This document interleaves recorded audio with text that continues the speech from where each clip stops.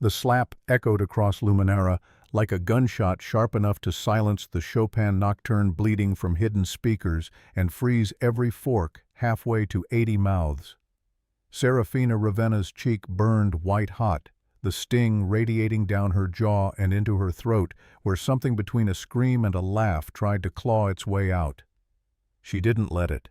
Her knees buckled marble-cold and unforgiving against her stockings, the fabric tearing on impact. Around her crystal chandeliers refracted 1,000 judging eyes into kaleidoscope shards.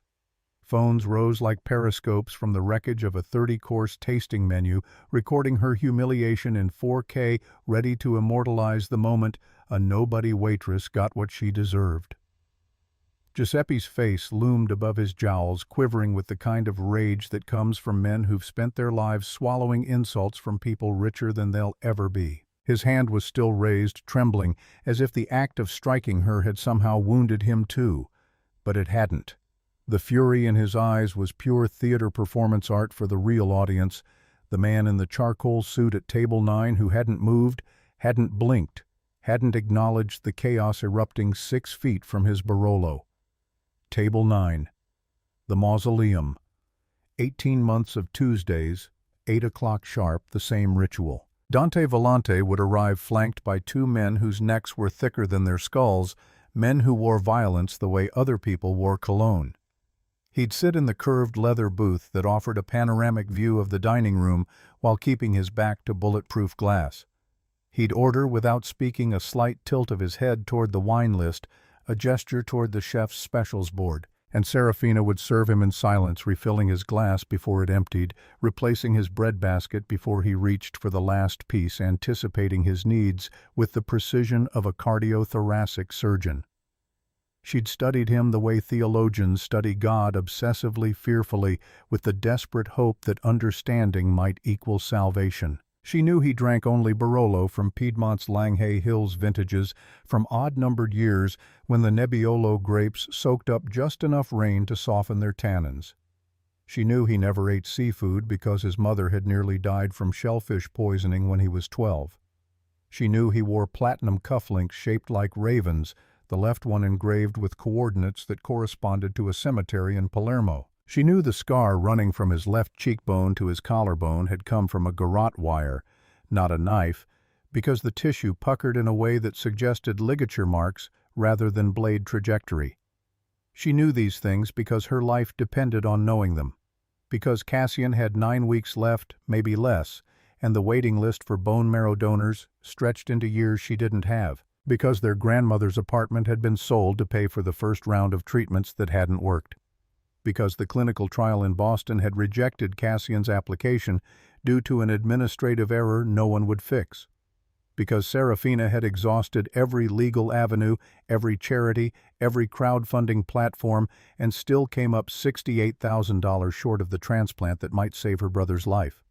So she'd started watching Dante Volante, not because she believed in fairy tales where monsters became benefactors, but because desperate people make calculations that sober people call insane.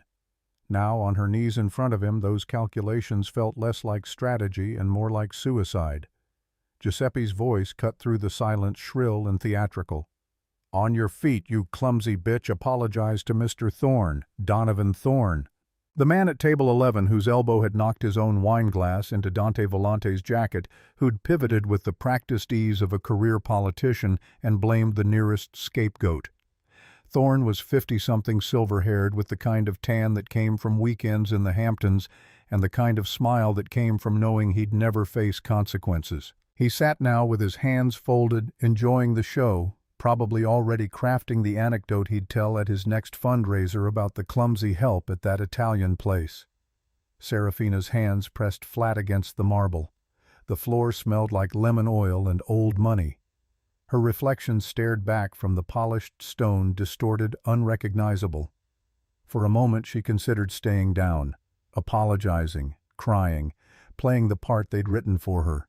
It would be easier, safer. She could walk out with her job intact, her body unbroken, her future still a slow march toward Cassian's funeral.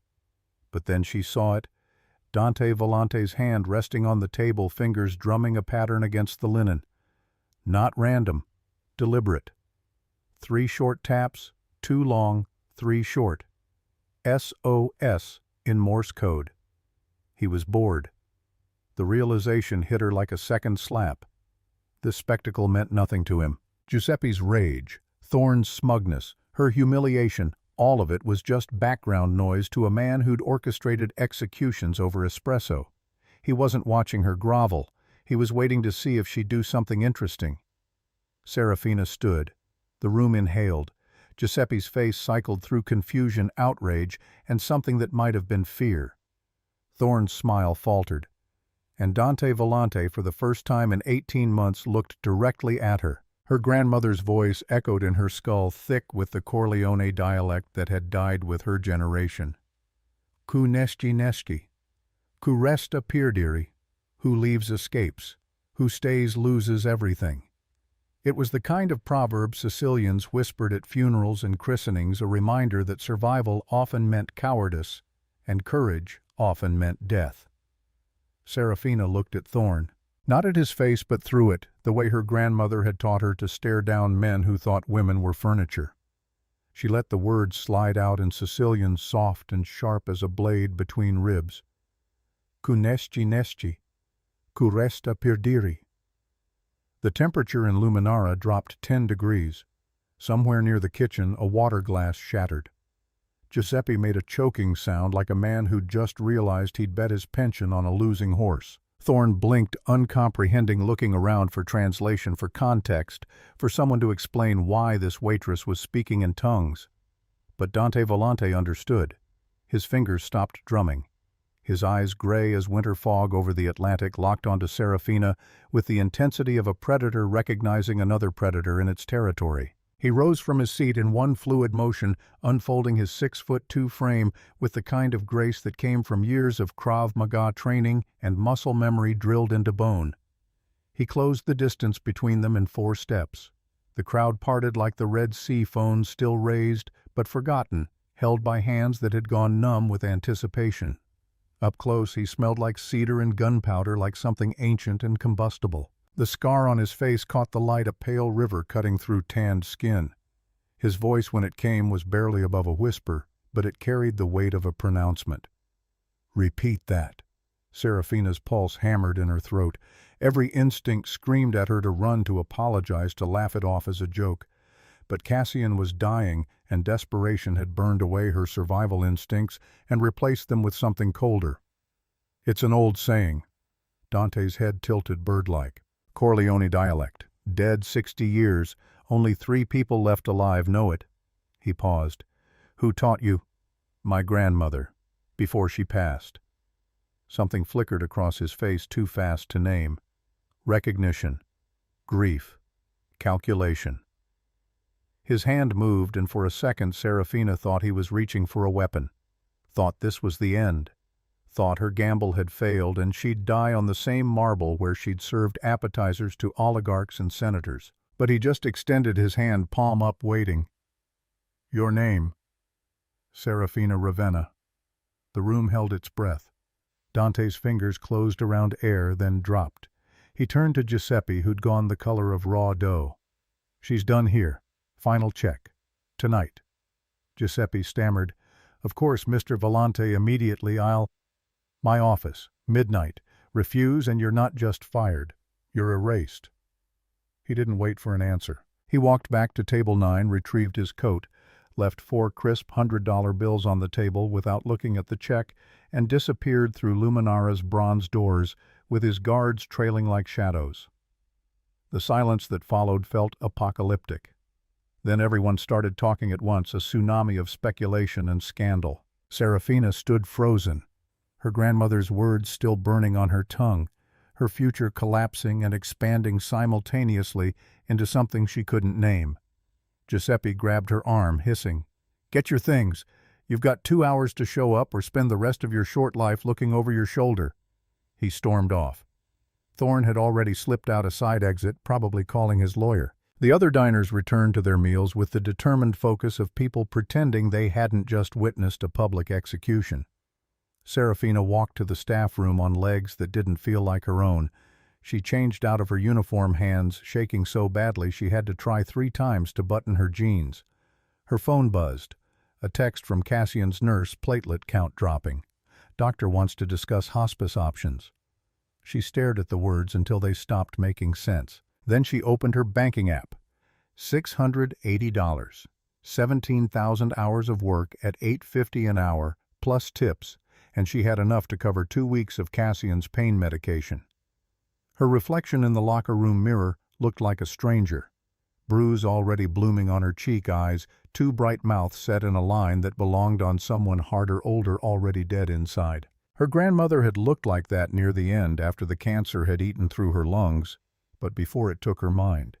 She'd grabbed Serafina's wrist with skeletal fingers and rasped, "Promise me you'll be smarter than your father. Smarter than me. Smart enough to survive." Serafina had promised, and here she was about to walk into the lion's den at midnight because she'd been smart enough to learn a dead language and stupid enough to use it. She took the subway to St. Vincent's, rode the elevator to the oncology ward, found Cassian asleep in a room that smelled like bleach and defeat. He looked like a ghost, already skin translucent enough to see the veins beneath hair gone from the latest round of chemo, body whittled down to angles and shadows.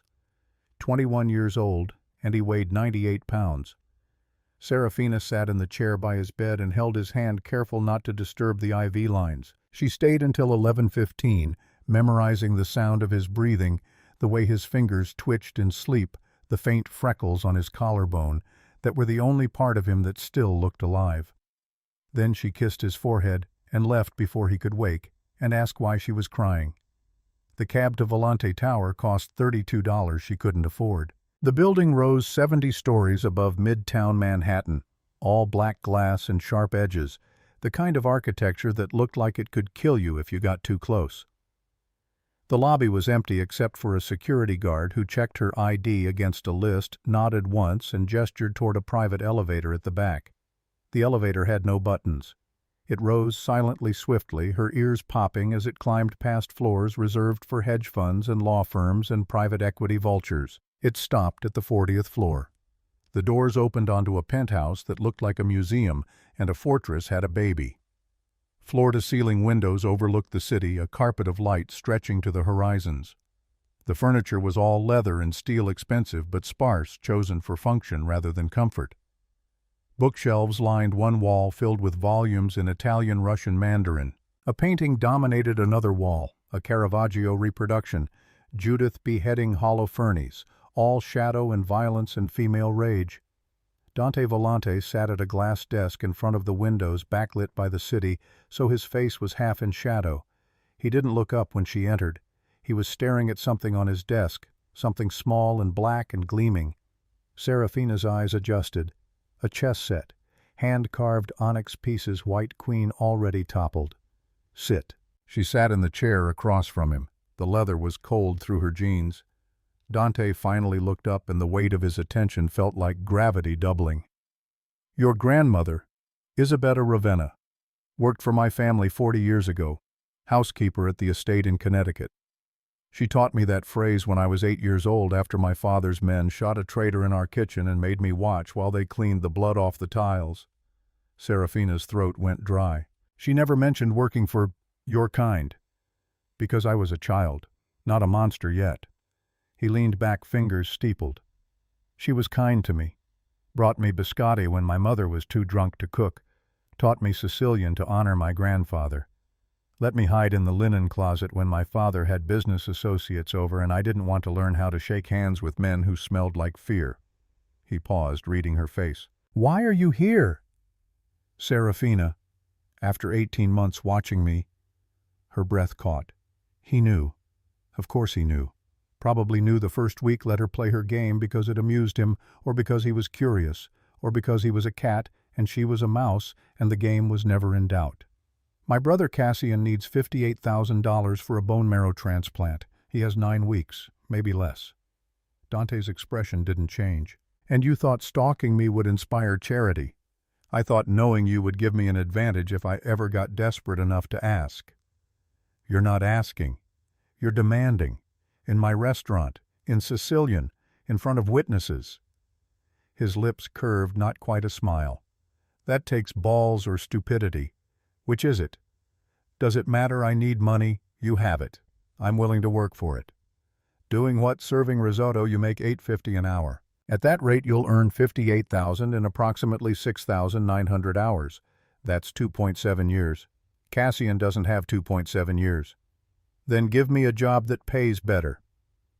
Dante stood, walked to the window. The city lights turned him into a silhouette, broad-shouldered, and still a man-shaped void against the glittering backdrop. 18 months.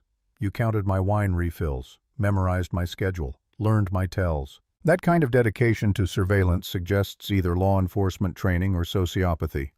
I was a paramedic, 2 years. I know how to observe patients, anticipate deterioration, recognize patterns. It's not that different from reading people. You dropped out. Cassian got sick. Dante turned back to her. In the ambient light, his scar looked like a crack in marble, something broken but still holding together through sheer will. "I'm going to make you an offer. You can accept or refuse. But if you refuse, you walk out that door, and I ensure Cassian never gets on another transplant list. Not in New York, not in America, nowhere." Serafina's blood turned to ice. "You'd kill a dying man to prove a point. I'd remove a complication to protect my investment." "What investment?" Dante moved back to the desk, reset the fallen queen. "You. If you're as smart as I think you are, if you're as desperate as you seem, if you can do what I need without breaking." He gestured to the chair. She sat. "Beat me in chess. 1 game. Win, and I give you $100,000 cash tonight, enough to cover Cassian's transplant and 6 months of recovery. Lose, and you work in my estate for 5 years. No salary, no freedom. You live where I tell you, do what I tell you, and you don't leave until your contract expires or you die, whichever comes first." Serafina's mind raced. 5 years of slavery versus Cassian's life. The math was simple. The morality was irrelevant. "And if I refuse, then we both know you were bluffing in the restaurant. You're not desperate, you're not smart. You're just another waitress who learned a few words in Sicilian and thought that made you special." He leaned forward. "But I don't think you're going to refuse, because 18 months of observation taught you something about me, and it taught me something about you. We're both willing to do terrible things for the people we love. The difference is, I've already done them. You're still deciding." He was right. The realization settled into her bones like cold water. She'd spent 1.5 years learning to anticipate his needs, not out of professional courtesy, but out of calculated desperation. She'd gambled everything on a single moment of recognition, banking on the hope that a monster might remember the woman who'd shown kindness to the boy he used to be. And now the monster was offering her a deal. Serafina reached for the white queen, set it back on the board. "I accept." Dante's smile was sharp enough to draw blood. He moved his first piece. King's pawn to a 4. Italian game opening. Aggressive classical designed to control the center and force the opponent into reactionary play. Serafina mirrored him. Her pawn to e5. Equal pressure. No submission. They played in silence for the first 8 moves, both of them developing pieces with the efficiency of players who'd studied theory until it became instinct. Dante's style was exactly what she'd expected: calculated, patient, willing to sacrifice material for positional advantage. He wasn't trying to overwhelm her with aggression. He was building a cage move by move, waiting for her to step into the trap.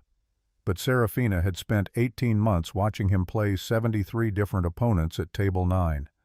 Lawyers, politicians, rival family members, all of them thinking they were testing him, none of them realizing they were being tested. She'd memorized his patterns, his tendencies, the way he castled queenside when he felt confident and kingside when he was uncertain. She'd seen him sacrifice bishops to open files, knights to create forks, even queens when the endgame promised enough passed pawns to compensate. On move 12 he offered his bishop, a clear trap. If she took it, his rook would control the open file and his queen would have a clear diagonal to her king. She didn't take it. Dante's eyes flicked up from the board. "Smart. Free pieces carry hidden costs. Your grandmother teach you that too." "YouTube." He laughed. actually laughed a sound like gravel shifting rusty from disuse. "You're a terrible liar, Serafina. You're a terrible winner, Dante." His hand froze halfway to his knight. No one called him by his first name. Not his guards, not his associates, probably not even his mother. It was a calculated risk, a tiny assertion of equality in a game where she held no power. He completed the move without comment. They played on. By move 16 the position had simplified. Most of the minor pieces were gone traded in a flurry of tactical skirmishes that left the board looking like a battlefield after the armies had retreated. What remained was elegant and brutal queen's rooks and a handful of pawns, each one representing a potential path to victory or ruin. Serafina stared at the board. Her heart was a drum, her mouth dry, her hands steady only through force of will. She'd reached the critical moment, the point where theory ended and intuition began. She could play safe, defend, try to grind out a draw and hope Dante would consider it close enough to victory. Or she could do something insane. She picked up her queen. Dante's eyes narrowed. Serafina moved it forward deep into enemy territory, offering it to 3 different pieces. A sacrifice so obvious it looked like a blunder. "You're throwing the game. I'm playing 5 moves ahead. You taught me." "I never taught you anything." "Wrong." She met his gaze. "I've watched you play 73 times. Tuesday nights, table 9 after dessert. You always castle queenside when you're stressed. You sacrifice major pieces when you're confident. And you never ever resign. Even when you're losing, you play until checkmate because you'd rather die on the board than surrender." Dante's jaw clenched. For 3 seconds, maybe 4, he didn't move, didn't breathe, just stared at her like she'd reached into his chest and pulled out something he'd forgotten was still beating. Then he took the queen. Had to. Any other move would leave his position untenable. Serafina smiled. She moved her rook, then her knight. Then her second rook, the pieces cascading into position like dominoes, falling, each one cutting off an escape route, tightening the noose around Dante's king.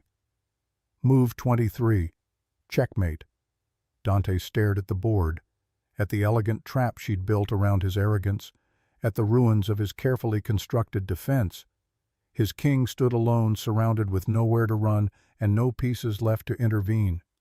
He leaned back in his chair, stared at the ceiling, and then slowly began to clap. The sound echoed through the penthouse, sharp and mocking, and something else. Respect, maybe. Or recognition. 18 months. You studied me for 18 months. I told you. I needed an advantage.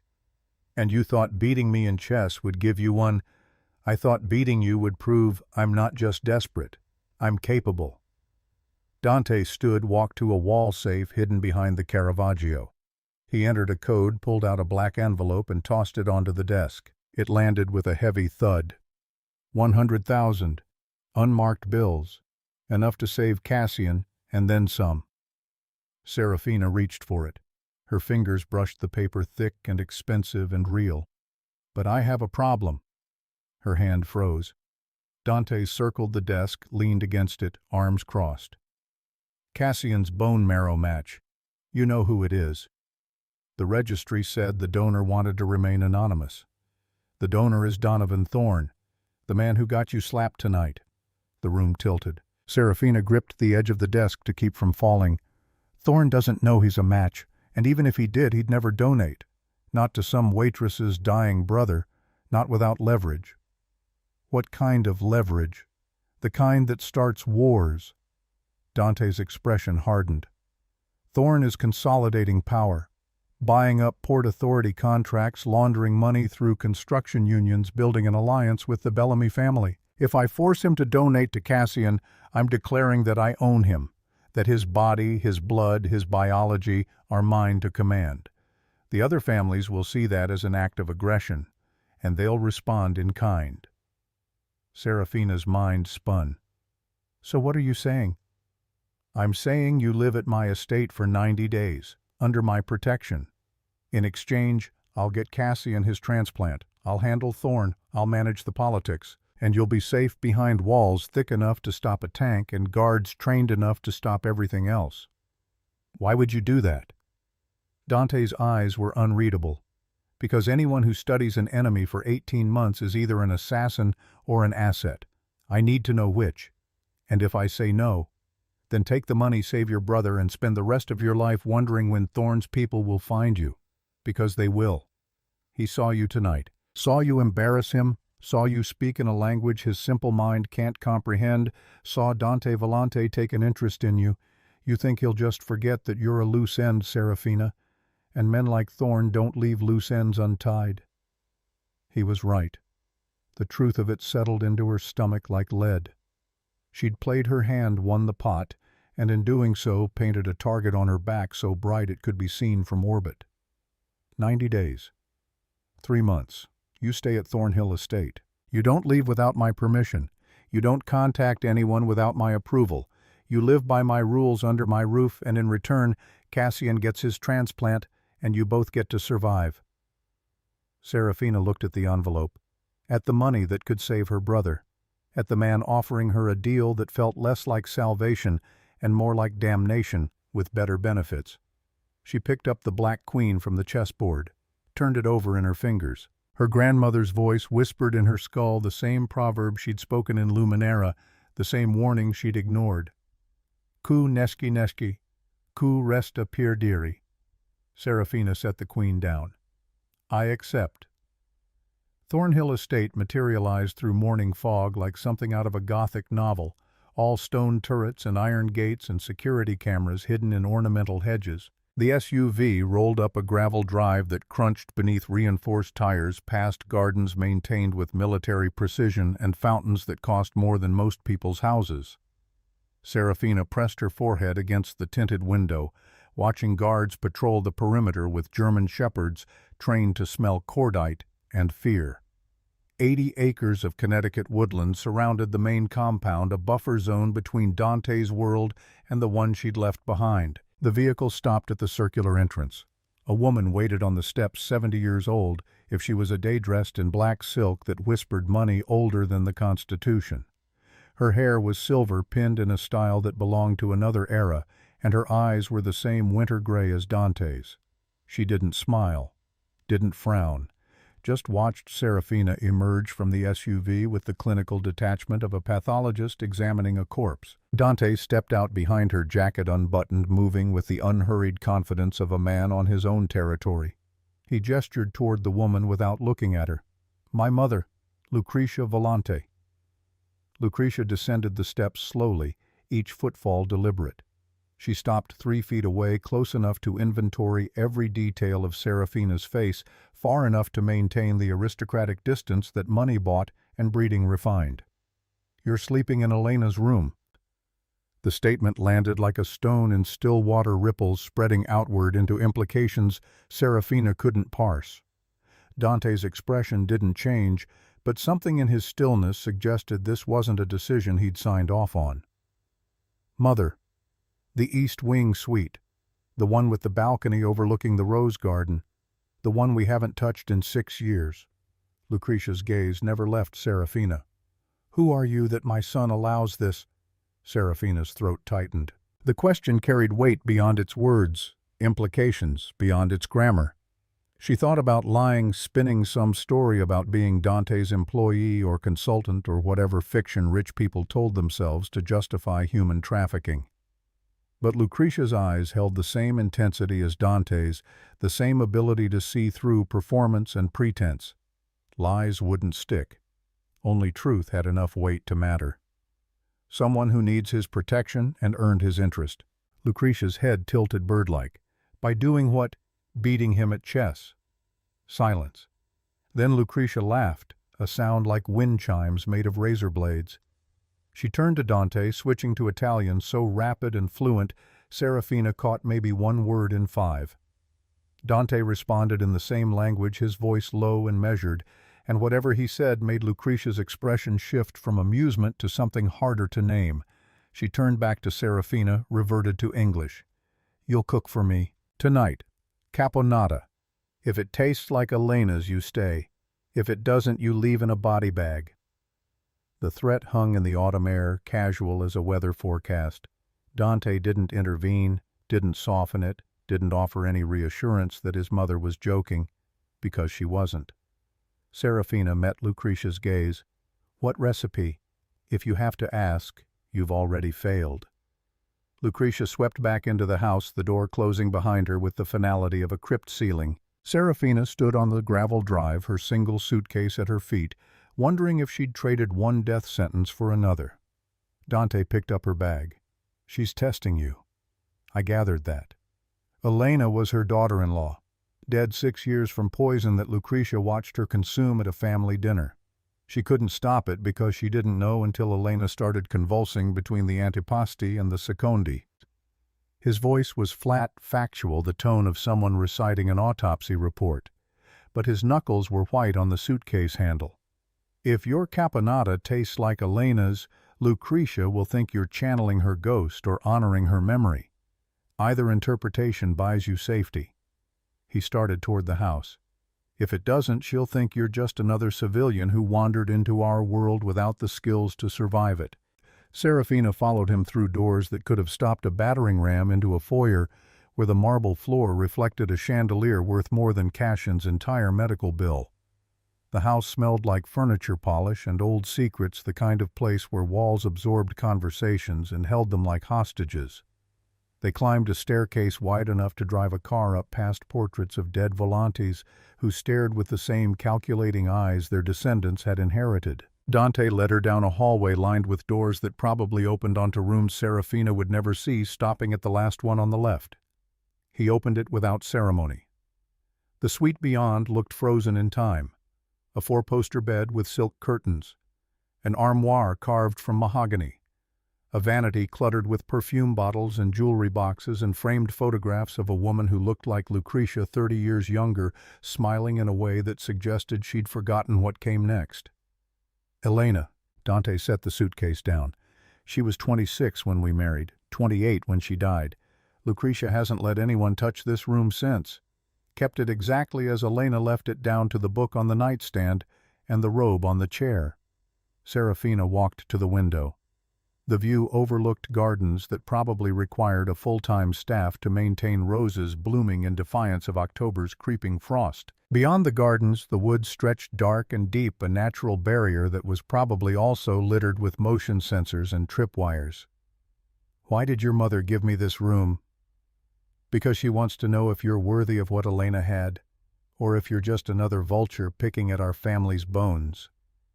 He moved to the door, paused with his hand on the frame. The light from the hallway cast his shadow long across the Persian rug. The kitchen is on the main floor, fully stocked. Chef Marco handles meals for the household, but tonight he'll defer to you. His jaw tightened. Don't disappoint her, Serafina. Lucretia doesn't give second chances. She gives first chances in funerals. He left. The door clicked shut. Serafina stood in a dead woman's room, surrounded by a dead woman's things, about to cook a dead woman's recipe for a mother who'd watched her die and never forgiven the world for it. She sat on the bed. The mattress was firm, expensive, probably replaced regularly despite the room's museum quality. Her phone buzzed. A text from the hospital Cassian stable. New treatment plan pending insurance approval. When can you visit? She typed back. Soon. I promise. The lie tasted like copper. She had no idea when Dante would let her leave. No idea if the 90 days started now or after some arbitrary milestone he hadn't mentioned. She was trapped in a gilded cage, playing house in a dead woman's room, about to cook her way into the good graces of a matriarch who tested loyalty with eggplant and tomatoes. The absurdity of it hit her like a wave. She started laughing, then couldn't stop the sound echoing off walls that had probably heard worse. When the laughter finally died, she wiped her eyes and stood. Crying wouldn't save Cassian, neither would self-pity, but caponata might. The kitchen was a cathedral to culinary ambition, all stainless steel and Italian marble, with enough counter space to perform surgery and enough knives to commit murder. Chef Marco was a compact man in his 50s, tattooed forearms crossed, watching her enter with the suspicious glare of someone whose territory had just been invaded. Mrs. Volante says you're cooking tonight. Just the caponata. Elena's recipe is in the family cookbook. I can pull it. I don't need it. Marco's eyebrows climbed. You know it by heart. My grandmother taught me, before she died. That seemed to soften him marginally. He gestured to the walk-in refrigerator. Ingredients are fresh. Eggplant came in this morning from a farm upstate. Tomatoes are San Marzano imported. Olives are Castelvetrano. Don't insult them by burning anything. Serafina rolled up her sleeves. Cooking was muscle memory, something her hands knew better than her brain. She'd learned in her grandmother's cramped Bronx kitchen, standing on a step stool to reach the stove, watching gnarled fingers dice vegetables with the precision of a surgeon. Her grandmother had learned from her mother, who'd learned from hers, a chain of women passing down survival skills disguised as Sunday dinners. She started with the eggplant, cutting it into cubes, salting it to draw out the bitterness. While it wept into a colander, she prepped the other ingredients: celery, onions, capers, olives, tomatoes. The rhythm was meditative, the knife moving almost independently, her mind drifting to Cassian's hospital room, to Dante's scar, to Lucretia's eyes that saw too much and forgave too little. The eggplant ready, she heated olive oil in a pan, added the cubes, watched them turn golden and soft. Then the aromatics filling the kitchen with the smell of Sicily, of her grandmother's apartment of Sunday afternoons, when the world outside was concrete and garbage, but the air inside was thick with garlic and basil and love. She added the tomatoes, the capers, the olives.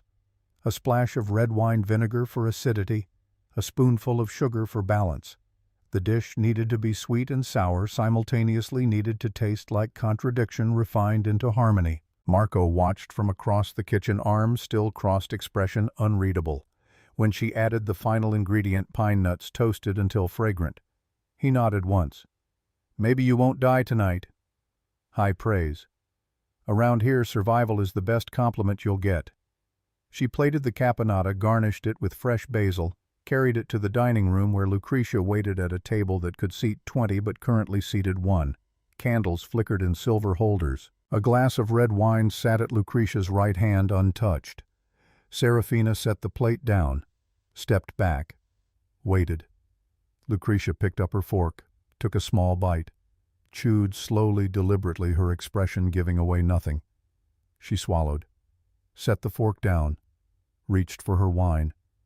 Then she started crying, not sobbing, not making noise, just tears sliding down her face, silent and unstoppable, pooling in the creases around her mouth. She covered her face with one hand, the other still gripping the wine glass, like it was the only thing keeping her tethered to earth.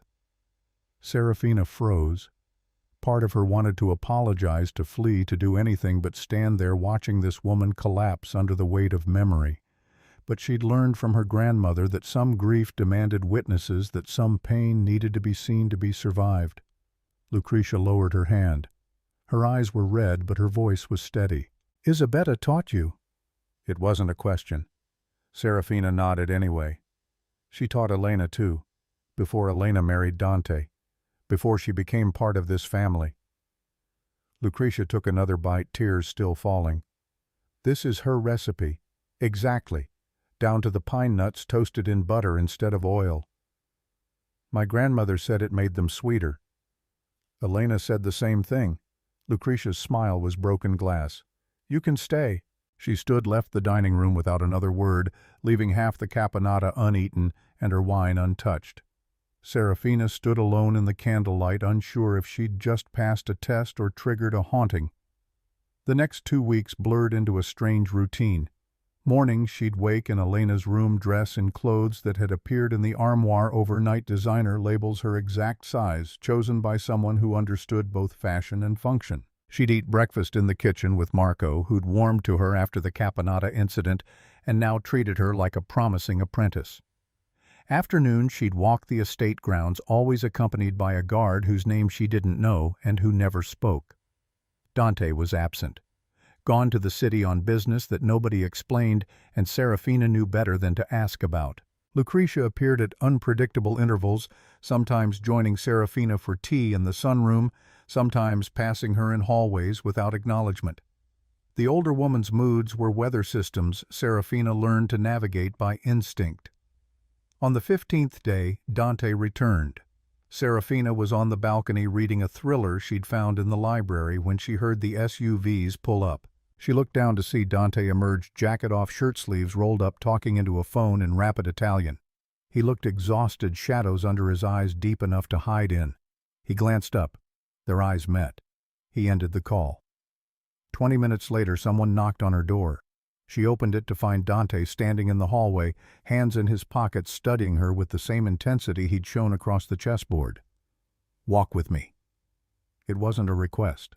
They descended the stairs in silence, exited through French doors onto a gravel path that wound through the gardens. The sun was setting, painting the sky in shades of blood and copper. Guards patrolled the perimeter at a discreet distance, close enough to intervene, but far enough to pretend privacy. Dante spoke first. "Cassian's transplant is scheduled, 3 weeks from today. Thorne agreed to donate." Relief flooded through her, so intense she had to stop walking. "How did you—" "Thorne's daughter Genevieve needs a kidney. She's been on the transplant list for 3 years. I moved her to the top." "How?" "By reminding the transplant board that their hospital receives generous donations from the Volante Foundation and that generosity is contingent on their continued cooperation." Serafina's stomach turned. "You blackmailed them." "I incentivized them. There's a difference. Not to the person who got bumped down the list." Dante's jaw tightened. "That person is 67 years old with stage 4 renal failure and a life expectancy measured in months.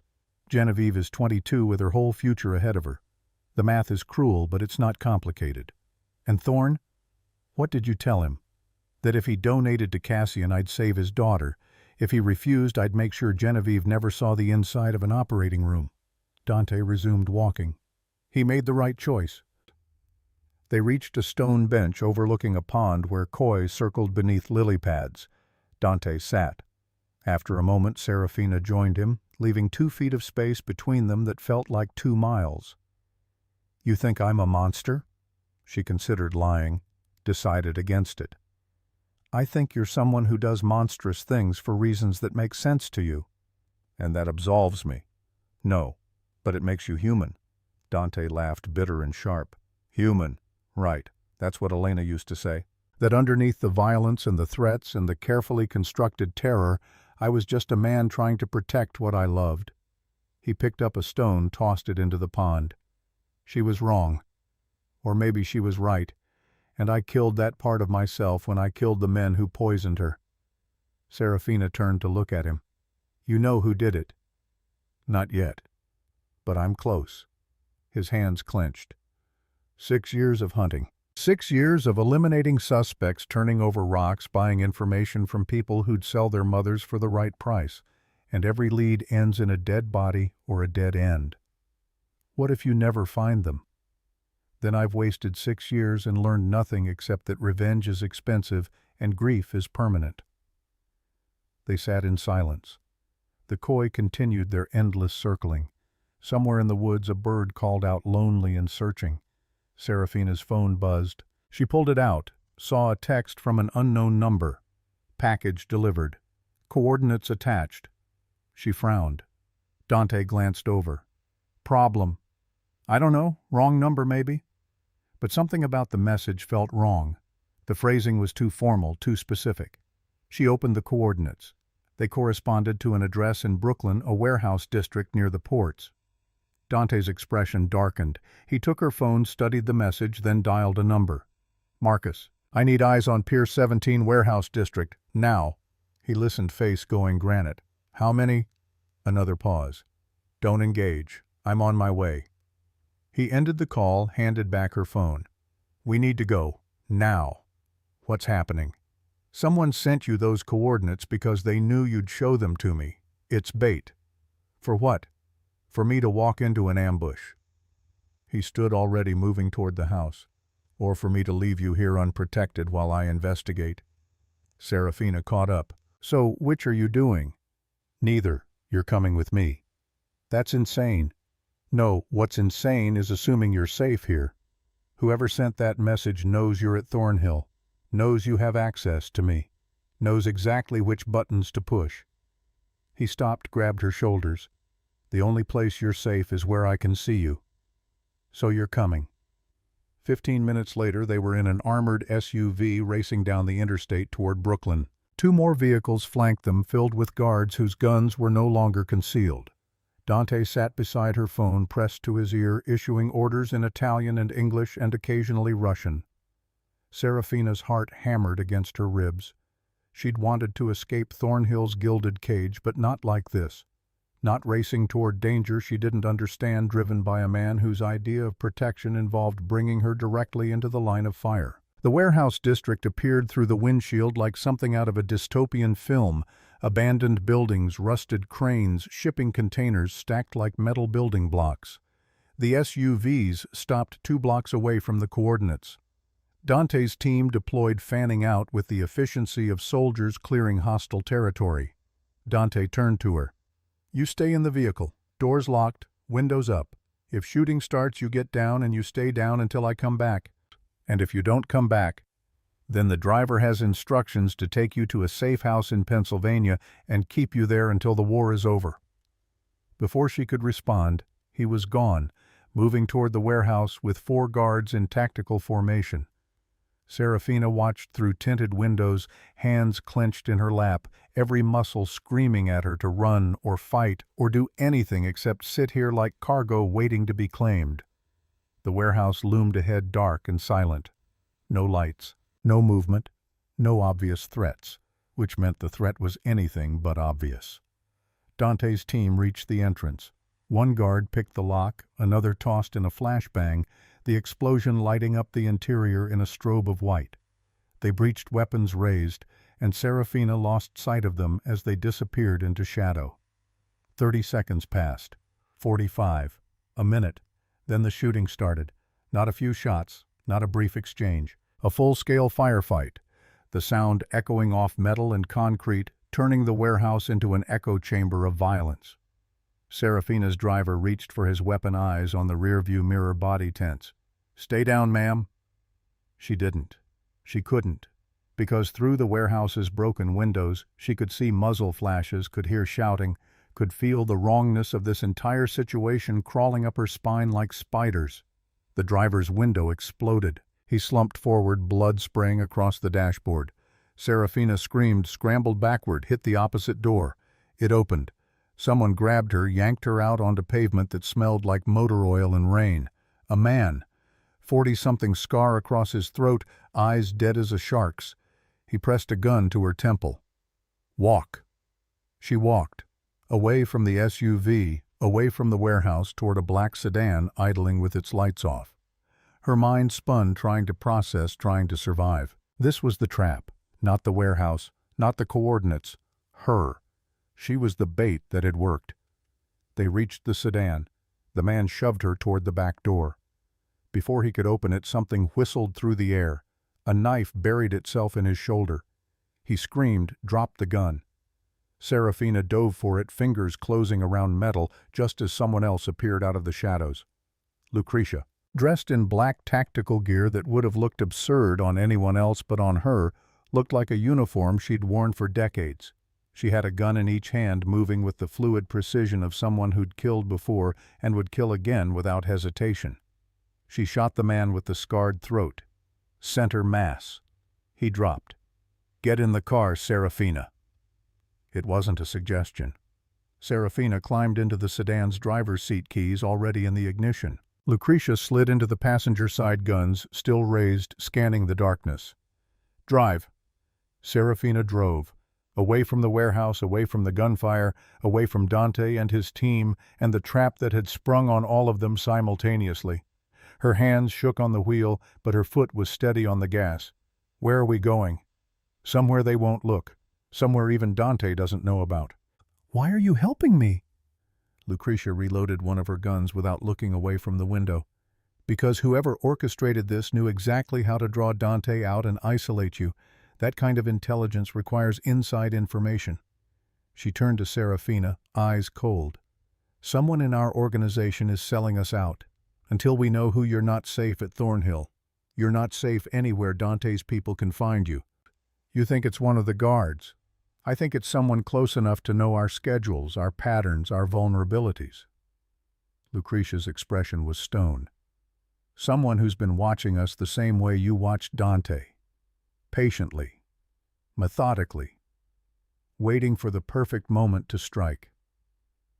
They drove for 20 minutes, winding through Brooklyn's industrial wasteland before emerging into a neighborhood of brownstones and corner delis. Lucretia directed her to a building that looked abandoned, its windows dark, its stoop littered with old newspapers. Inside the building was anything but abandoned. Motion sensors tracked their movement. Cameras watched from corners. And when they reached the third floor, a door opened to reveal an apartment that looked like a safe house designed by someone with unlimited budget and zero sentimentality. Lucretia locked the door behind them. "We stay here until Dante confirms the situation is contained." "What about him? What if he's—" "Dante has survived worse than a warehouse ambush. He'll be fine." Lucretia moved to the window, peering through blackout curtains. "But you won't be if we don't figure out who betrayed us." Serafina sank onto a couch that had probably been selected for durability rather than comfort. Her mind was still catching up to her body, still processing the driver's death, the gun at her temple. Lucretia appearing like some geriatric action hero. "How did you know to follow us?" "I didn't. I was already tracking that warehouse. I've had surveillance on it for 3 weeks ever since I intercepted communications suggesting someone was planning to target Dante." Lucretia's jaw clenched. "When I saw you leave Thornhill, I knew it was happening tonight." "You could have warned him." "And risk the traitor knowing I was onto them? No. Better to let the trap spring and follow the threads back to whoever set it. Using us as bait. Using you as bait. Dante was always going to survive. He's too paranoid to die easily." Lucretia turned from the window. "But you're the variable, the piece that doesn't fit. The waitress who speaks Sicilian and plays chess and somehow convinced my son to bring you into our home." "I didn't convince him. He needed leverage against Thorn." "No, he needed an excuse to keep you close." Lucretia's smile was sharp. "I've known my son for 38 years. I've seen him use people, discard them, treat them like ammunition to be expended, but I've never seen him give anyone Elena's room, not his closest advisors, not his most trusted soldiers. Only you." Serafina's throat tightened. "I don't understand." "Neither does he. But you remind him of something he lost when Elena died. Not her, but the possibility that he could be more than what this life demands." Lucretia's expression softened fractionally. "That's why you're dangerous. Not to us, to him. Because hope is more destructive than any bullet when it's placed in the wrong hands." Before Serafina could respond, Lucretia's phone rang. She answered, listened, her face going pale. "When—" A pause. "How many—" Another pause. "Understood." She ended the call, met Serafina's eyes. Dante's team cleared the warehouse. They found 12 bodies, all Thorn's men. Lucretia's hands trembled just slightly. But they also found something else, a laptop, with surveillance footage of Thornhill's interior, every room, every hallway, time-stamped from the last 6 weeks. Someone's been watching us. Someone who had access to install cameras without triggering our security systems. Someone who knew the guard rotations, the blind spots, the maintenance schedules. Lucretia's voice dropped to barely above a whisper. "Someone inside the house." Serafina's stomach plummeted. "Who?" "I don't know. But Dante's reviewing the footage now, and when he finds them—" She stopped, collected herself. "We need to get back, before whoever did this realizes they've failed and tries again." They left the safe house, drove back toward Connecticut in silence, heavy enough to suffocate. Serafina's mind raced through possibilities, suspects, motives. Someone at Thornhill wanted Dante dead, or wanted her dead, or wanted them both eliminated and was using one to get to the other. The estate appeared through pre-dawn mist, its lights blazing like a fortress under siege. SUVs crowded the drive, guards patrolled in doubled pairs, and standing on the front steps covered in blood that wasn't his own was Dante. He descended as soon as their car stopped, yanked open Serafina's door before she could exit on her own. His hands framed her face, tilting it toward the light, checking for injuries with the frantic precision of someone who'd expected to find a corpse. "You're hurt." "I'm fine. Your mother—" Saved your life, I know. Marcus called. He pulled her into an embrace that felt less like affection and more like confirmation she was real, solid, still breathing. I thought I'd lost you. Serafina's hands came up to his chest, feeling his heart hammering beneath blood-stained cotton. I'm harder to kill than I look. That's what worries me. He released her, stepped back. We have a problem. Lucretia told me, the surveillance footage. It's worse than that. Dante's expression was granite. The cameras weren't just watching, they were transmitting. Live feed to an external server. Whoever planted them has been watching us in real time for 6 weeks. Have you identified them? Not yet, but I've narrowed it down to 4 people with the necessary access and technical skills. His jaw clenched. One of them is Octavian Bellamy, my consigliere. The name hit like a punch. Serafina had only met Octavian twice, both times in passing. He was 62, distinguished, spoke 5 languages, and had served Dante's family for 20 years. If he was the traitor, then no one was trustworthy. What are you going to do? What I always do. Dante's eyes were cold. I'm going to find proof, and then I'm going to make sure they understand exactly what betraying me costs. He walked past her into the house.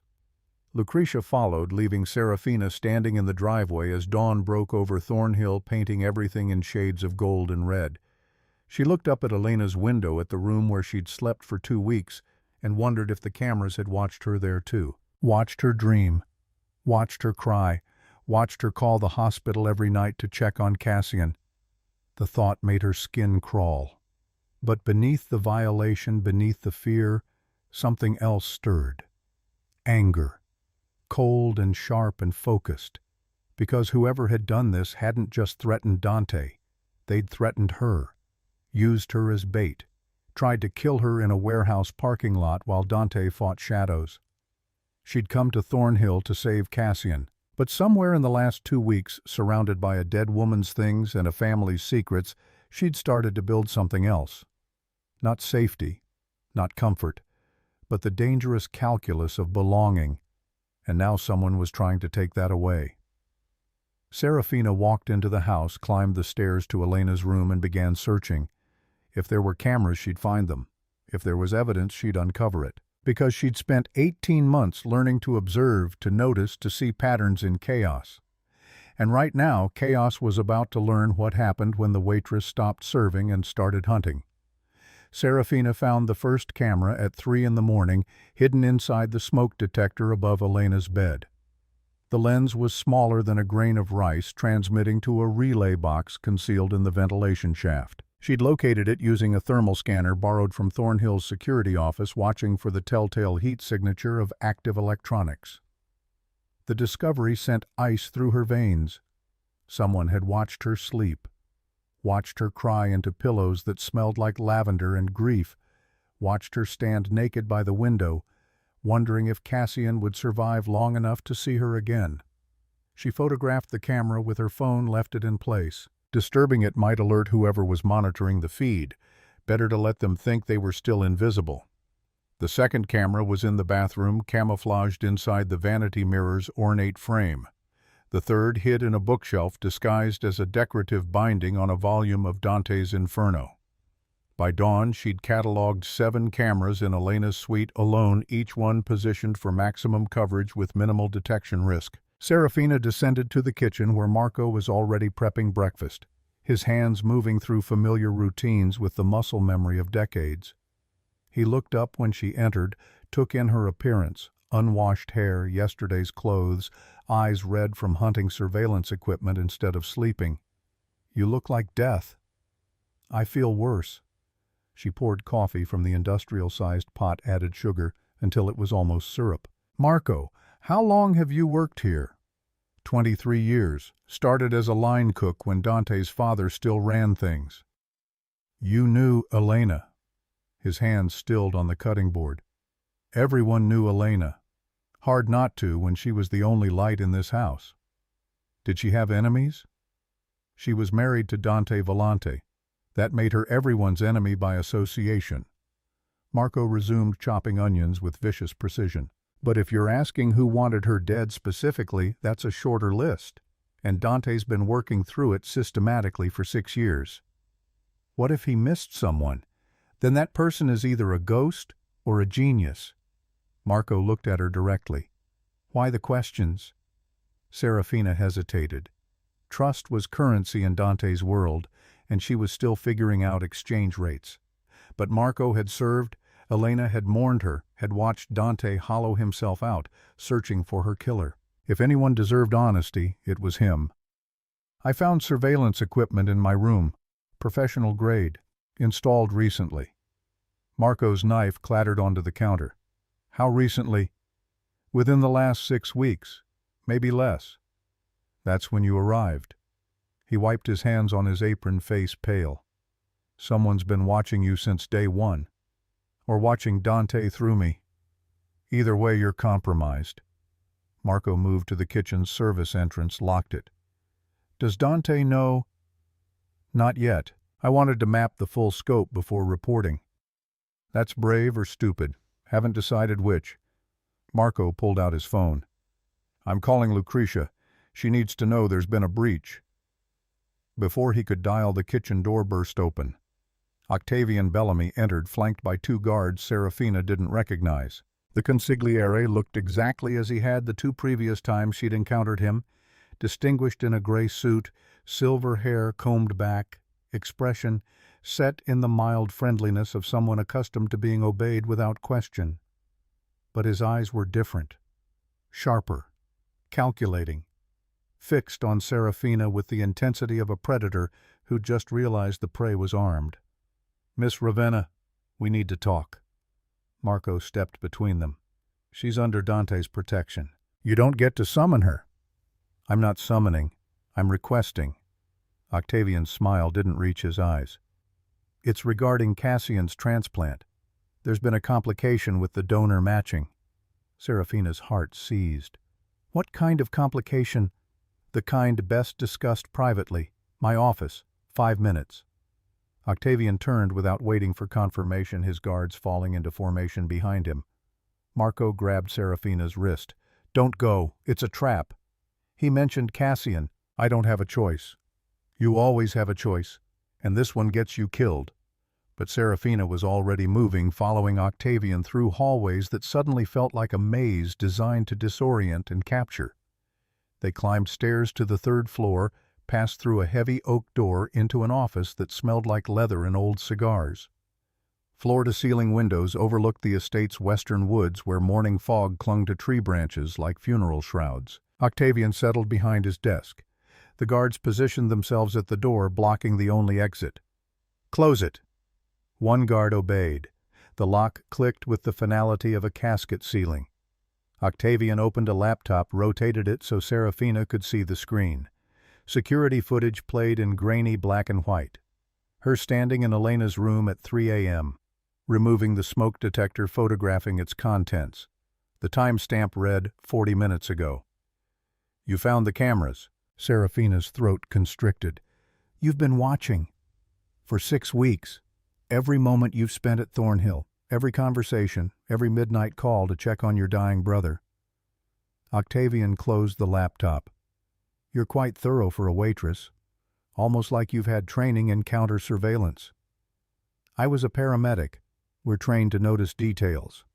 Paramedics don't dismantle surveillance equipment with thermal scanners. They don't photograph evidence and preserve crime scenes. He leaned forward. Who are you working for, Serafina? No one. I'm trying to survive. By investigating the very cameras that prove someone inside this household is selling us out. Octavian's laugh was dry as old bones. You're either the most dedicated civilian I've ever met, or you're playing a role so well you've convinced even yourself.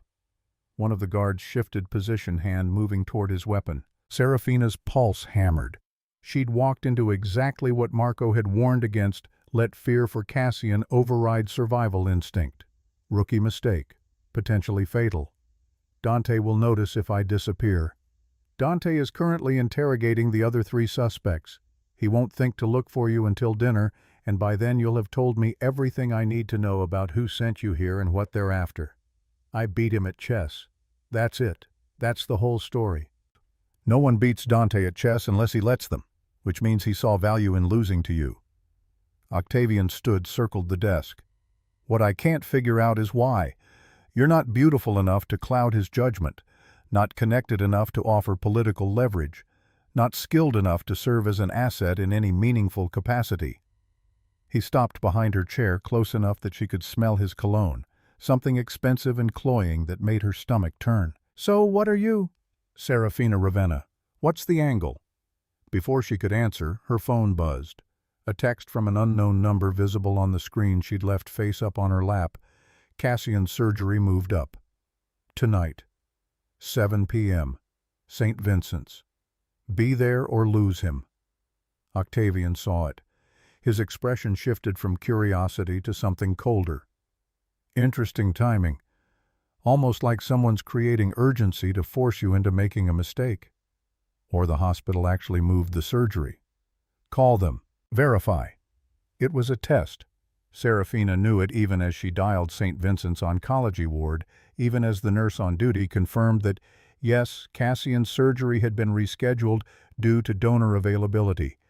Yes, they'd tried calling earlier but couldn't reach her. Yes, she needed to be there by 6 for pre-op consultations. She ended the call. Octavian watched her reading micro-expressions the way other people read newspapers. Convenient. The night we're hunting for a traitor, your brother's surgery gets expedited. That's not my doing. No, but it is someone's. He moved back to his desk, pulled out a handgun, checked the magazine. Which means whoever orchestrated the warehouse ambush knows Cassian is your pressure point. They're using him to manipulate you into leaving Thornhill tonight when you're most vulnerable. Serafina's mind raced.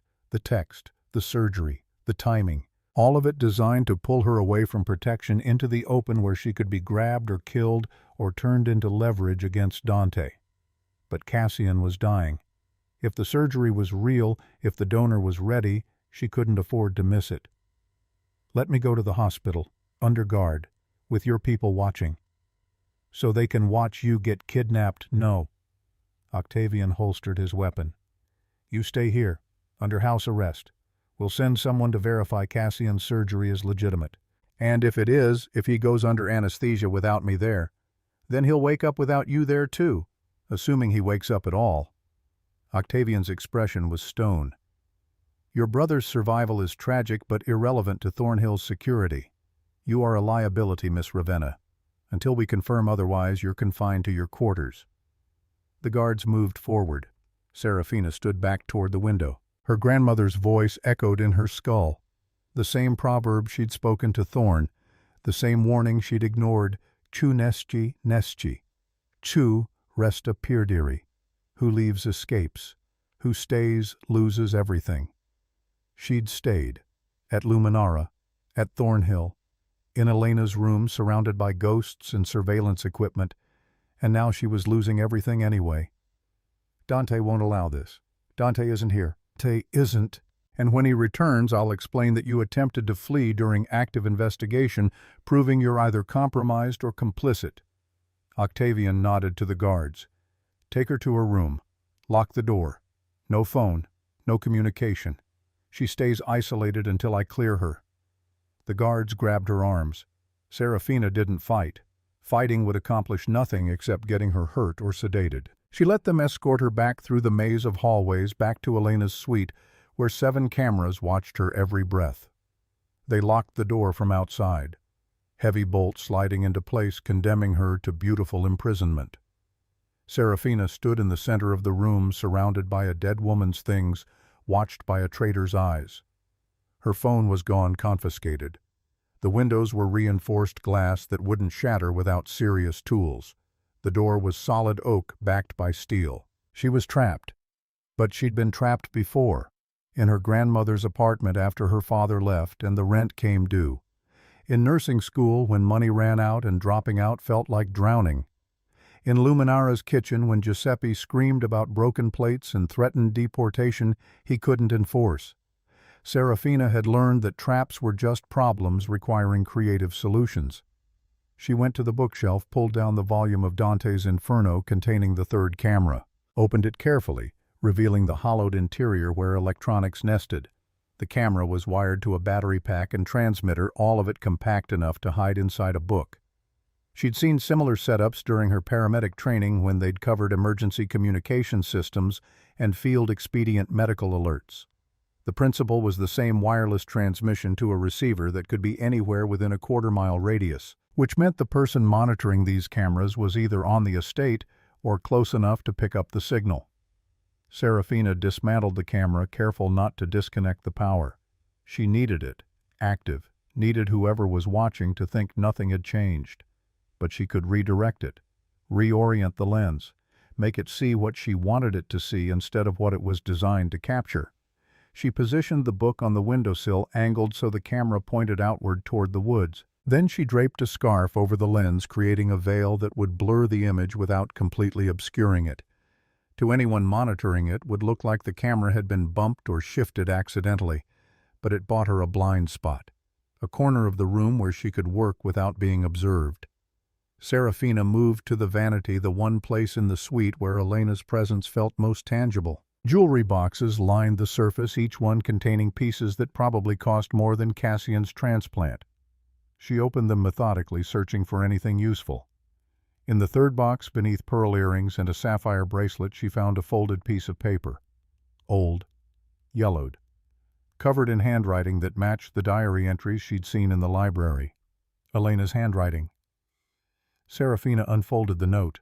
The paper was fragile, threatening to tear at the creases, but the words were clear, written in English instead of Italian, probably because Elena had wanted to keep this particular message private from anyone who might search her things. If you're reading this, I'm already dead, and if I'm dead, it means Octavian Bellamy succeeded where others failed. He's been embezzling from the Volante accounts for 15 years. I found the records hidden in offshore shell companies. I told Lucretia. We planned to confront Dante together after my birthday dinner. But Octavian knew. He poisoned my meal before we could expose him. Lucretia saw me die but doesn't know why. She thinks it was the Bellamy family, our rivals. She doesn't know the real enemy is already inside. Tell Dante. Make him understand. The monster who killed me sat at our table and smiled while I convulsed. He's been beside Dante for 20 years, advising him, guiding him, ensuring Dante never looks too closely at the finances. By the time anyone realizes, Octavian will have stolen everything and disappeared. Don't trust him. Don't believe him. And whatever you do, don't let him get you alone. The note was signed with Elena's initials and dated 3 days before her death. Serafina's hands shook.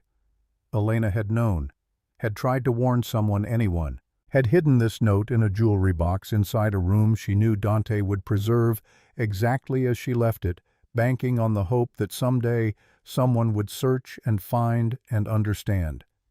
And Serafina had found it, 6 years too late to save Elena, but maybe not too late to save Dante.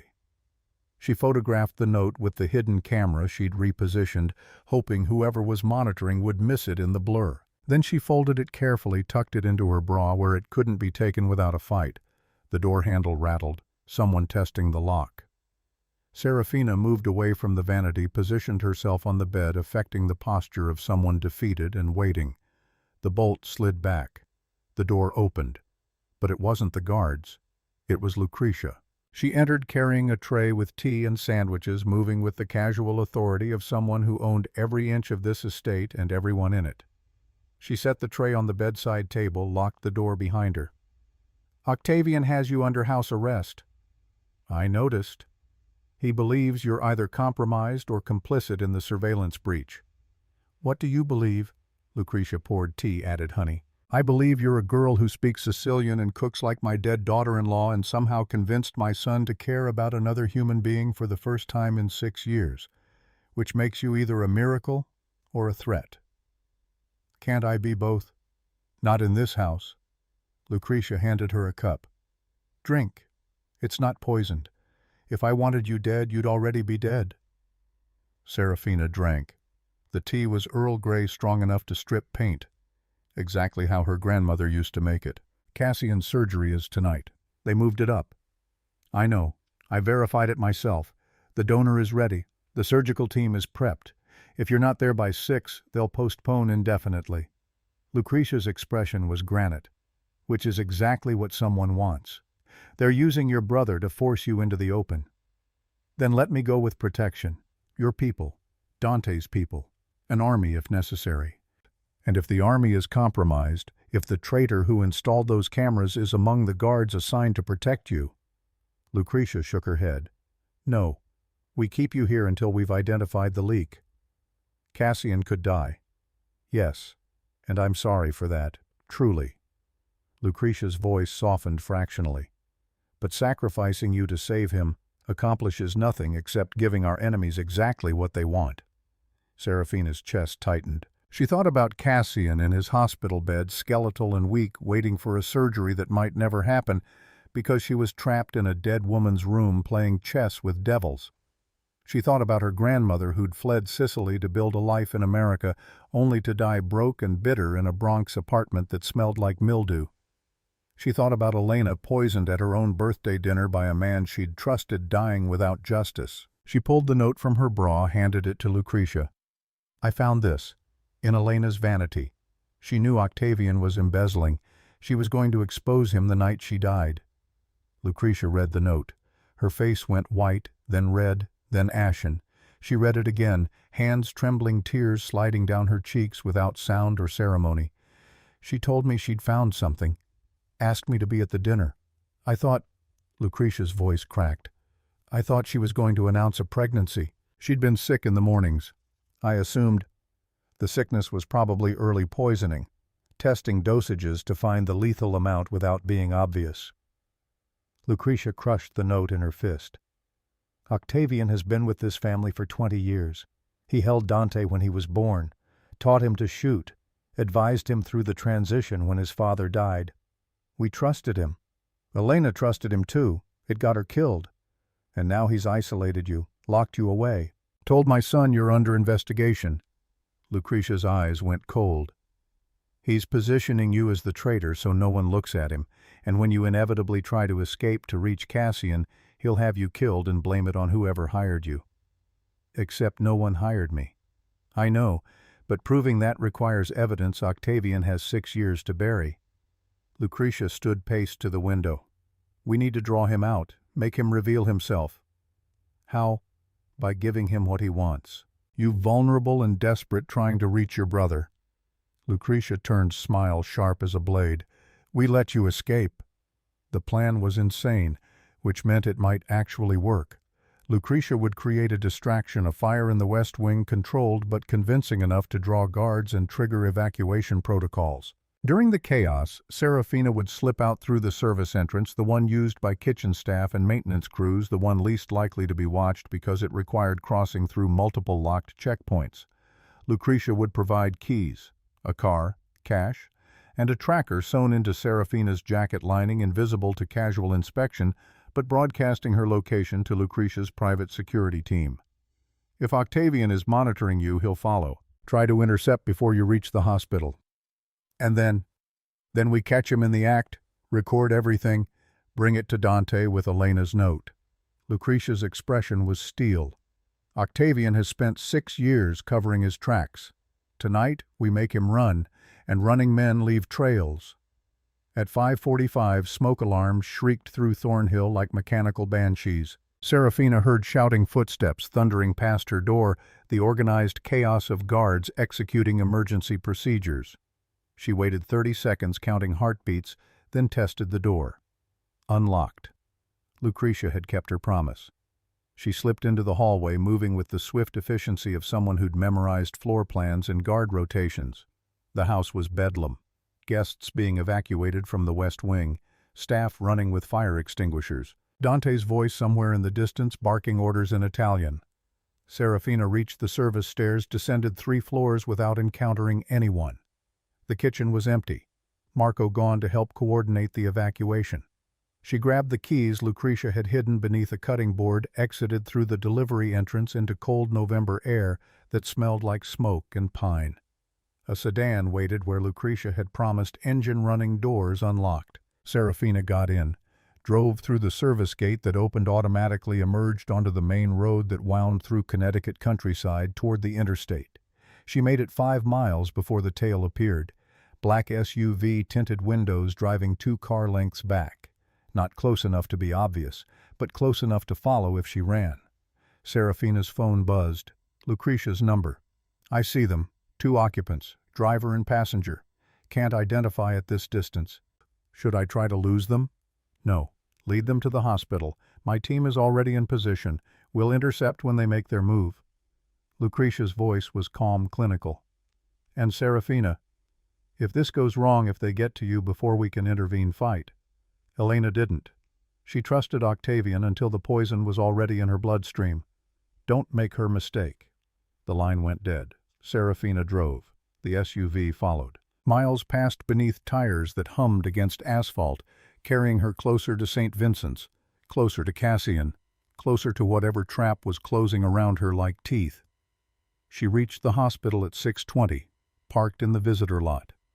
The SUV stopped 3 rows away, occupants still invisible behind tinted glass.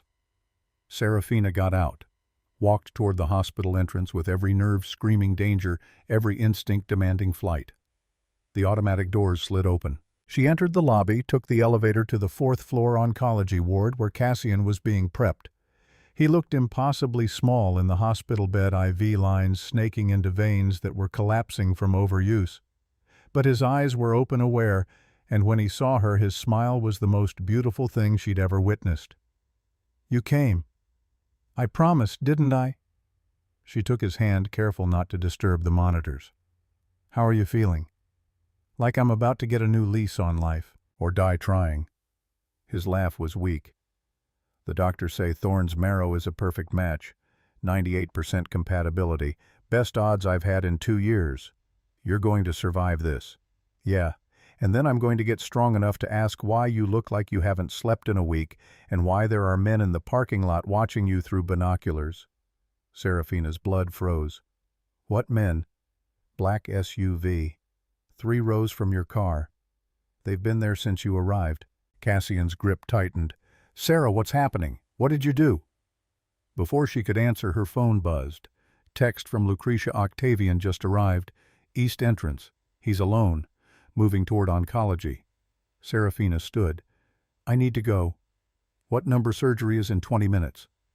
I'll be back. I promise. She kissed his forehead. You're going to be fine. Better than fine.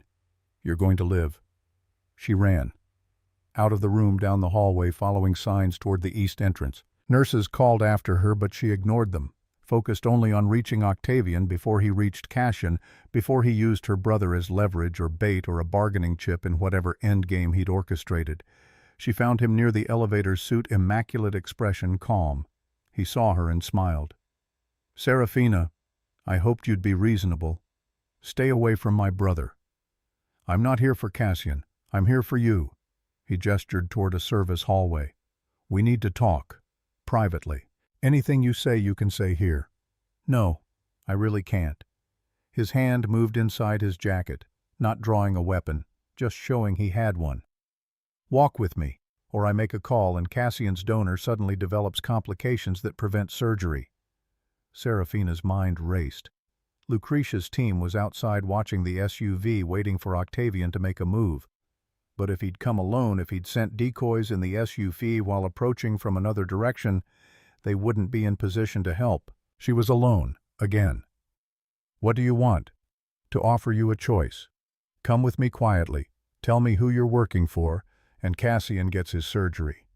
Refuse, and he spends his last days wondering why his sister abandoned him.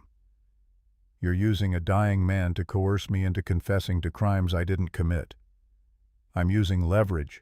It's what this family does. Octavian's smile was arctic. You should have stayed in Luminara, Serafina, served your tables, counted your tips, lived your small, safe life.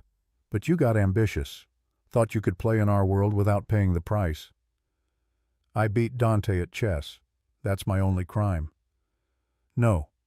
Your crime was making him care, making him vulnerable, making him human again after Elena died, and he became something harder, colder, easier to control.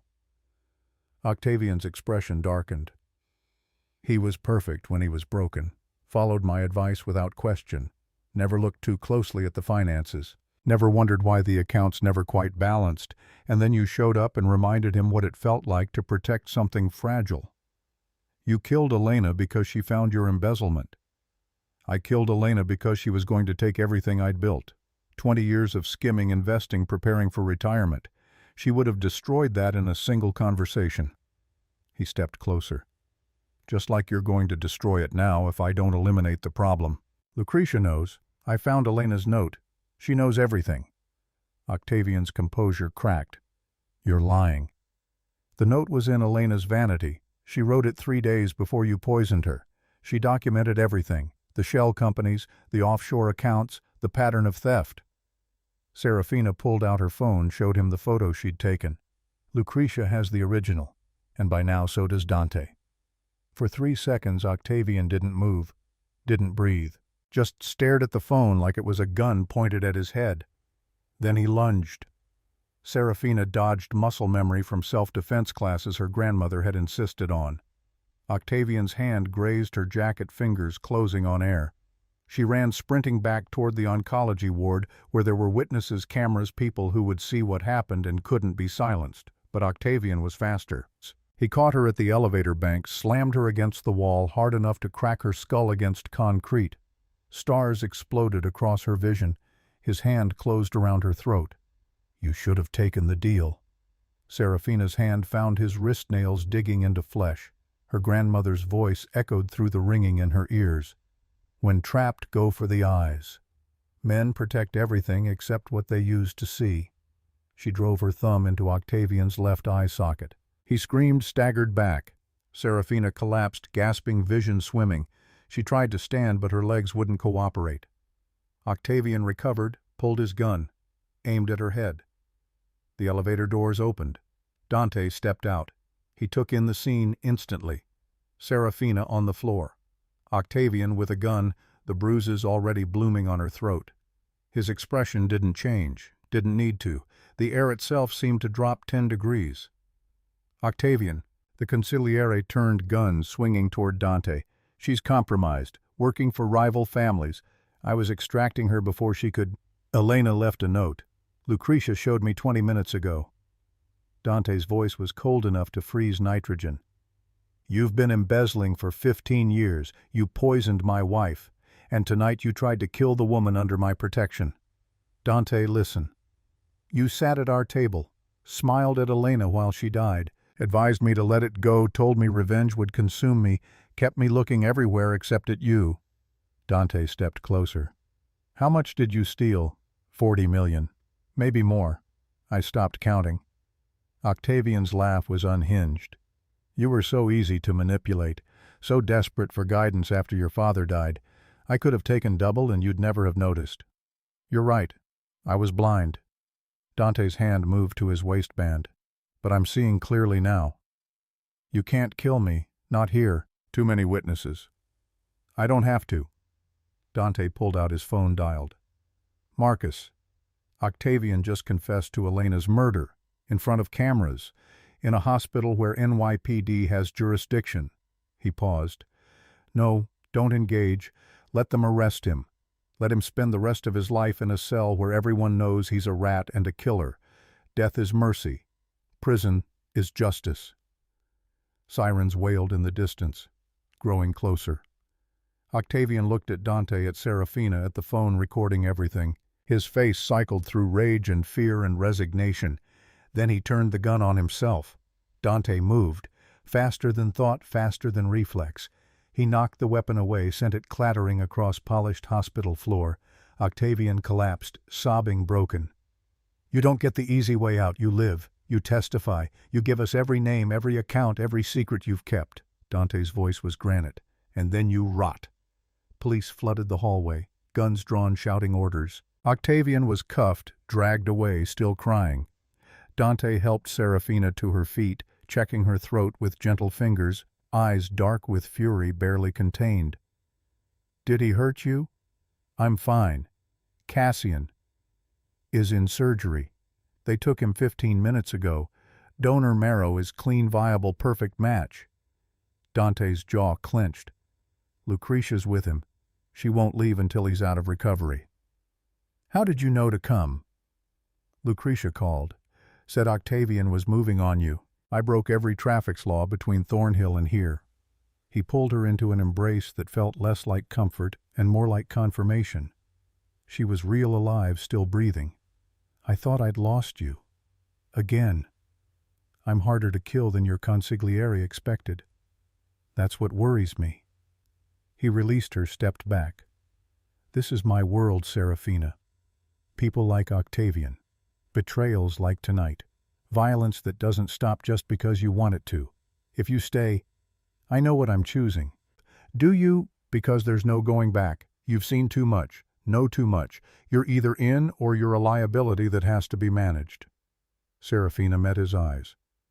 Then I'm in. All the way. Dante's expression shifted. Something that might have been relief or might have been resignation. Then we do this right. No more surveillance. No more secrets. You want to be my partner? You earn it the same way I did, by proving you can survive what this life demands. What does it demand? Everything, and then a little more. 6 months later, Serafina stood in Thornhill's war room surrounded by men who'd spent decades in the family business, watching her with expressions ranging from skepticism to outright hostility. Dante sat at the head of the table, Lucretia to his right, and to his left the empty chair he'd designated for his new consigliere, for her. Vittorio Castellano, 70 years old and mean as a snake, leaned forward. You're asking us to accept a woman as consigliere. That's not how this works. This is exactly how it works. I make decisions. You follow them. Dante's voice allowed no argument. Serafina Ravenna saved my life twice, uncovered a traitor who'd been stealing from us for 15 years, and proved herself capable of surviving threats that would have killed seasoned soldiers. She's a civilian. So was I, once. Dante gestured to Serafina. She earned her seat. Now she has to keep it. Serafina walked to the empty chair. Didn't sit. Instead, she pulled out a chess set, placed it on the table in front of Vittorio. One game. You win, I resign. Never come back. I win, you accept me as consigliere without question. Vittorio's eyes narrowed. You're serious? Deadly. The old man laughed. Fine. Let's see what you've got. They played. The room watched in silence as pieces moved across the board, as Vittorio deployed strategies refined over decades, as Serafina countered with the precision she'd learned from studying Dante and the creativity she'd inherited from her grandmother. 9 moves. That's all it took. Vittorio stared at the board, at his king trapped between Serafina's rook and knight, at the checkmate he hadn't seen coming until it was too late. He looked up at her, expression unreadable. Then he extended his hand. Welcome to the family. Serafina shook it. Then she sat in the chair that had been empty since Octavian's arrest, the chair that represented power and responsibility and danger in equal measure. Dante caught her eye. Smiled. The kind of smile that suggested he'd known exactly how this would play out, had planned it from the moment he'd offered her Elena's room. The meeting continued. Discussions of territories, shipments, political alliances. Serafina listened, learned, contributed when she had insight worth sharing. By the time they adjourned 3 hours later, she'd earned grudging respect from half the room and outright acceptance from the other half. Lucretia approached as the men filed out. Elena would have liked you. You think so? I know so. She always said this family needed someone who could see patterns everyone else missed, someone who played the long game. Lucretia smiled. You did exactly that. 18 months of watching Dante, 6 weeks surviving Octavian's surveillance, 22 hours from escape to confrontation. You played every hand perfectly. I got lucky. Luck is what you call strategy when you don't want to intimidate people. Lucretia touched Serafina's shoulder. Take care of my son. He pretends he doesn't need it, but he does. She left. Dante waited by the door, watching Serafina with the same intensity he'd shown that first night at Luminara when she'd stood instead of kneeling. How does it feel? Terrifying, exhilarating, like standing on a cliff edge and choosing to jump. Serafina moved to the window, looked out at Thornhill's grounds where Cassian was currently recovering in the guest house, healthy for the first time in 3 years. I came here to save my brother. And now I'm saving myself, by choosing to be more than what I was. She turned to face him. My grandmother used to say, "Ku nesci nesci, ku resta perdere," who leaves escapes, who stays loses everything. Do you believe that? I used to, but I think she was wrong. Serafina smiled. Sometimes staying means you lose who you were and become who you're meant to be. Dante crossed the distance between them, pulled her close. Welcome home, Serafina. She kissed him, not because she had to, not because strategy demanded it, but because some choices weren't about survival or advantage or playing the long game. Some choices were about recognizing the moment when your entire life pivoted, when the trap became freedom and the cage became a throne. And this was that moment. Outside, snow began to fall. Inside, the new Queen of Thornhill claimed her crown, one decision at a time, one day at a time, one breath at a time. The devil had met his match, and she'd checkmate him all over again if he forgot it.